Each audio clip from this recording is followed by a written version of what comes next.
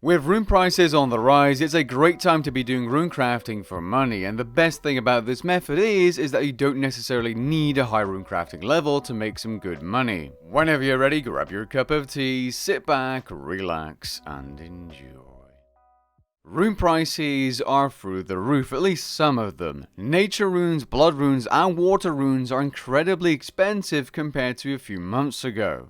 And this is a great time to be doing rune crafting for that reason. The only problem is that pure essence, the item you use to create these runes, is also going up in value. This means you'll be making much less profit per rune percentually with cheap runes, but with a more expensive rune like blood runes, you'd notice the decrease in net profit much less. In this video, we're going to be looking at runecrafting money making through the abyss. Now, there's a bunch of recommendations on screen, and to be fair, if you have all of these, you're going to be good to go for any type of rune you want to make for profit, either now or in the future if you're watching this guide. In reality though, you're going to want to have the pouches unlocked ranging from small to massive, which you can obtain from the abyssal creatures inside the abyss. It doesn't take long to obtain.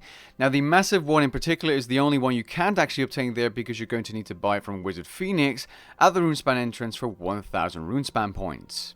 The Power Burst of Sorcery doubles your runes per essence, and you can use it every 2 minutes, effectively giving you 50% more runes and money per hour if you're doing 1 run per minute. The Demonic Skull can be used to gain more XP and Magical Thread, but isn't required if you don't want to risk the little bit extra money. It is worth using, guys.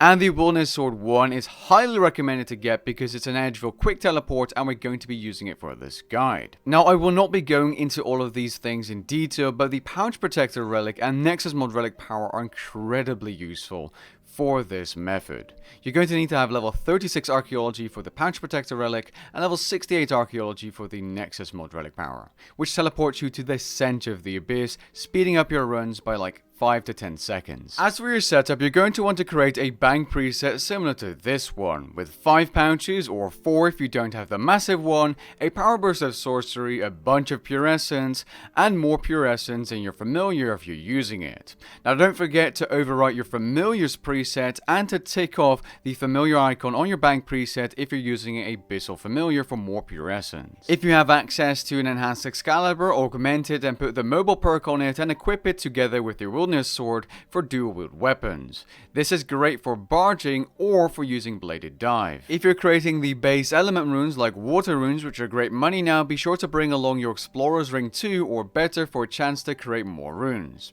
A Demonic Skull is recommended if you want more magical thread or more experience in rune crafting. These can be bought from the Zami wizard you use to teleport. Finally, the Phoenix Necklace is a sort of automatic food item that procs if you go below 20% life points, useful to get away from PKers. We're going to get into quick banking in just a second, so go ahead and copy the action bar you can see on screen.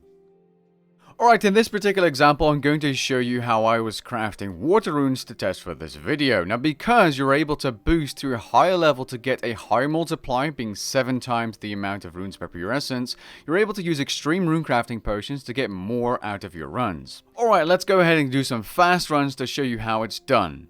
We're going to click our bank and load our preset with button 1. We're then going to press the buttons 2, 3, 4, 5, 6, and 7 in order. Finally, we right click our massive pouch to fill it and then load the preset once more, and then we start running. We're aiming for the Wilderness Ditch as close as possible, which is this one I'm aiming for right now. We're going to search once, then once more, and then Bladed Dive. We're also able to barge on skeletons and then left click on the wizard to get inside. You can change this by right clicking the wizard and choosing configure. Anyways, once inside, we're going to aim for the water rift, click our Power Burst of Sorcery for that double runes, and boom, we have a ton of water runes in our inventory. We're then going to simply tap the 1 key on our action bar to use the Wilderness Sword to teleport to Edgeville.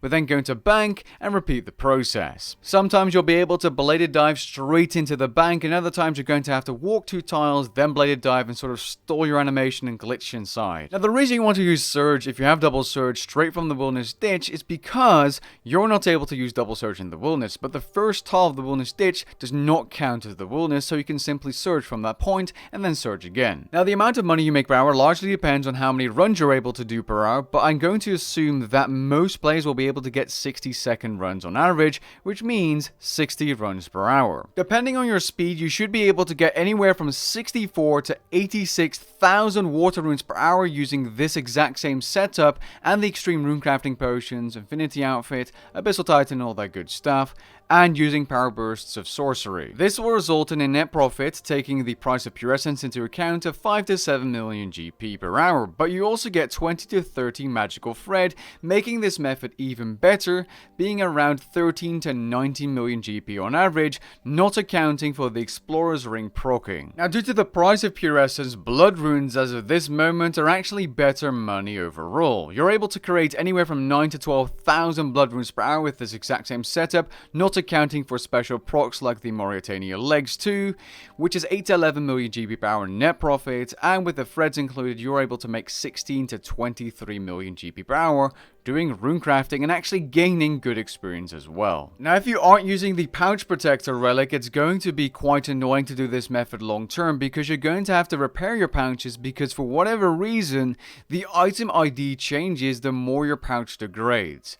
Not sure why this is the case, but you can repair them at the wizard in the middle of the abyss. Now, if you're watching this video and you don't have the high enough runecrafting level, you don't have all the pouches, or you just don't like runecrafting or something else, you're level 1 runecrafting, you can still do shop runs to make money out of these runes going up in price. So you're still able to benefit from that rise in price of runes, and even in free-to-play, you're able to profit off of some shop runs by simply buying them from the free-to-play shops and selling them on the Grand Exchange. With that being said, we've come to the end of this video. If you enjoyed the video, found it helpful, leave a like down below, and maybe even consider subscribing. And to end it off, something I should have started doing way sooner, a massive thank you to the YouTube members supporting the channel. And you too can support the channel by clicking the join option down below. Catch you guys in the next one. Peace.